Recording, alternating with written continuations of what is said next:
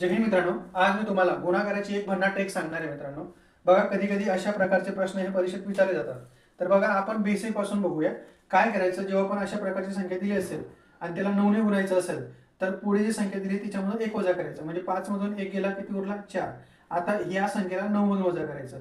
9 मधून 4 गेले, 5 उरले. तसंच पुढे बघा, 46 दिली आहे, 46 मधून 1 वजा करायचा म्हणजे 45. आता या दोघं संख्यांना एक एक करून 9 मधून वजा करायचं. आता 9 मधून 4 गेले, किती उरले? 5. 9 मधून 5 गेले, किती उरले? 4. तसंच पुढे बघा, 375 मधून 1 वजा करायचा, 374. आता एक एक संख्या वजा करायची 9 मधून. 9 मधून 3 गेले, 6 उरले. 9 मधून 7 गेले, 2 उरले. 9 मधून 4 गेले, किती?